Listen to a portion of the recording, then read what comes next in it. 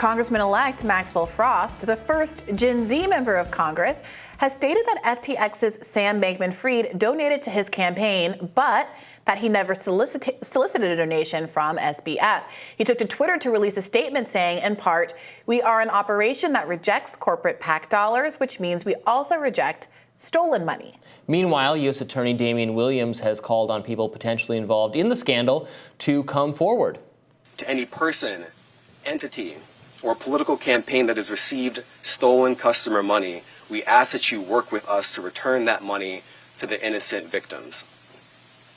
And to anyone who participated in wrongdoing at FTX or Alameda Research and who has not yet come forward, I would strongly encourage you to come see us before we come see you. Ooh, come see us before we come see you. Definitely has a little bit of the threat there. Like, they are going to find, I mean, multiple organizations are investigating. And he's out of the New York's Southern District, the CFTC, the SEC. I mean, there are a lot of guns pointed on this particular target. Did you hear that this is a rumor? I mean, it's been reported in numerous places, The Guardian, the New York Post. It's not been confirmed, but they allege that Sam Bankman-Fried and some of his top people at FTX had a group chat on Signal that was called Wire Fraud. Wire fraud. I mean, this man's parents are lawyers. I cannot get over it. His dad is a tax lawyer, and apparently a pretty good one. At Stanford, everybody knows, don't write anything down.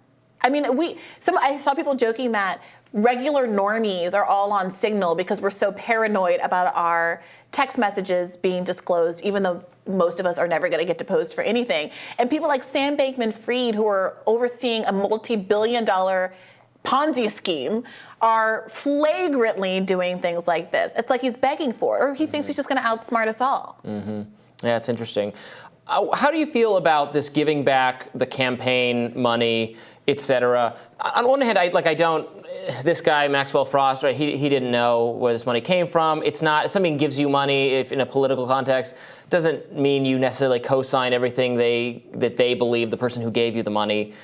I don't know. I mean, this is the problem. Money's fungible also. It's like it all goes in the same pile. It's all the same. It's not like, well, his money I can get back. Not NFTs. Right. Except in this case. Yeah, I mean, so during the Bernie campaign, there was this moment where a billionaire, a Disney heiress who's a progressive, wanted to give Bernie money. And he had to give it back because he had this pledge not to take any donations from billionaires. And some people thought, well, this is getting absurd. If someone seems like a really good person, they inherited the money, they didn't get the money in a dirty, through their own exploitation, right, then go ahead and take it. We're fighting a fight here. Why would you fight with one arm behind your back? Now, from Bernie's perspective, he already out-fundraised everybody in the Democratic primary. He didn't need that money. And part of why he was able to raise so much, I would argue, is because the people valued the pledge that he made and were willing and able to step up and fill in. However, this scenario, I think, really validates Bernie's perspective. If you are taking these huge sums of money from people, very, very rarely, if ever, are those huge sums of money actually legitimately clean when you're taking it from a billionaire. People don't become billionaires because they're a billion times more smart and righteous and just than the average person. Some things have happened. Our Maxwell Frost went ahead and gave that money to a LGBTQIA charity. I talk about this in more depth in my radar, but a lot of folks are wondering what heads are going to roll here because of the sheer volume of money. What was it, $40 million given in this last cycle to Democrats alone, not to mention all of the dark money, and this is what I talk about in my radar, dark money specifically that was given to Republicans so that Sam Bankman-Fried could keep the veneer of being a progressive, left-oriented person. All of the Republican donations went under the radar.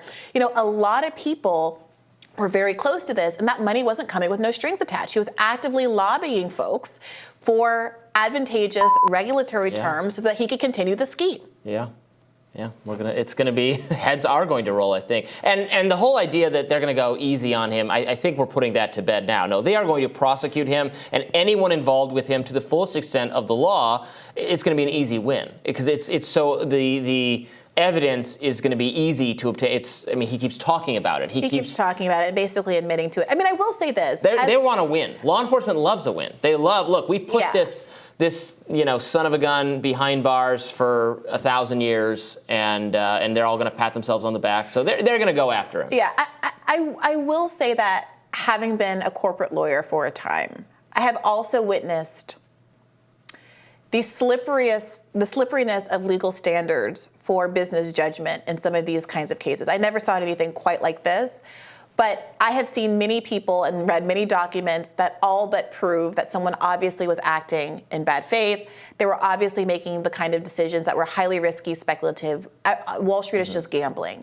But because of the technicality of it all, with absent a red flag, banks have gotten away with murder, proverbial murder, probably literal murder as well, but proverbial murder, or kind of sanctions that don't touch their core wealth in any meaningful way. And certainly we saw in the context of the financial crash in 2008 that almost nobody went to jail. Yeah. So it's I don't know. Yeah, I mean, and anything's possible. It depends exactly what the law says, because on some level, nobody made these people were, I think, duped. Nobody forced them to invest their money on this specific thing. It's like no one, forced you to go to the casino and bet it all on red. Like, these are choices you made. Now, maybe it was under false pretenses, and then maybe the money was actually taken and it was fraudulent what was being done with it. That was not part of, you made this exchange. Okay, here's my money, and our understanding, our contractual agreement is you're doing X with it, and then Y was done with it, and that does violate the law. But that's on some level, if you put if you go to the casino, sometimes you lose. But Robby, here's the thing. If there were a bridge in the middle of a city that said, walk over it at your own risk, and you walked over it, and you fell through and got seriously injured, and the bridge builder said, hey, look, there was a sign. You should have known better than to walk over the bridge.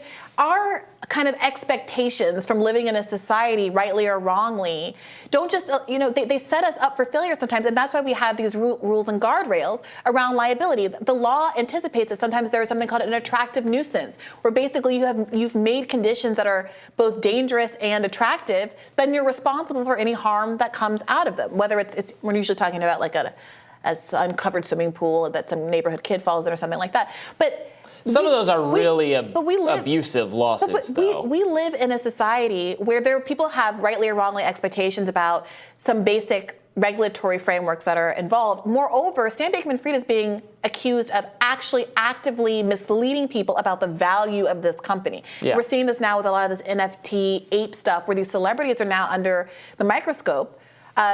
What's his name?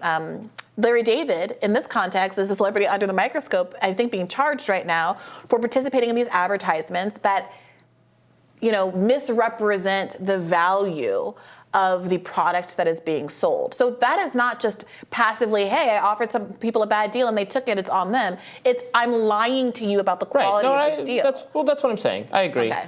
Yeah, but there's, to go to your bridge example, I mean, there are some examples, like the parking lot I park in to do this show, it's like there's a sign on it that says that don't leave your valuables in the car. If your valuables get stolen, we're not responsible for it. Mm-hmm. Maybe that wouldn't hold up. I don't know. Maybe you can sue them anyway. I think we have an expectation that sometimes and the crime whole happens like in a neighbor, like a kid or someone trespasses and drowns in your pool and you can get sued for that. Right. I've never agreed with that. I've always thought that was bad. I think the better example would be if the sign said, drive into this parking garage at your own risk, and then a hole opens up in the ground when you pull into a space and your car goes plummeting down 3 floors, and the parking garage says, hey, I never made any representations about whether or not the structural integrity of this garage was up to date. Well, you'd think the building or the city or whoever would not, or in their choice of who to do business with, they pick the one. Like, at the end of the day, we're not going to allow you to put up a sign that says that, and if that happens, then we're going to recoup our investment. Exactly, but I think that's a perfect analogy for what's gone on here. Mm-hmm. All of these trusted folks, all of these legacy media organizations, they buoyed Sam Bankman-Fried. They said he was a wonder kid. The celebrities had his back. As an average, relatively low information consumer, yeah, that is a kind of misrepresentation in and of itself. The same way that, saying, hey, I have a building here, folks, park in me. It's a similar kind of misrepresentation. Some colorful analogies in this segment. We'll be back in just a minute with more Rising. Stay with us.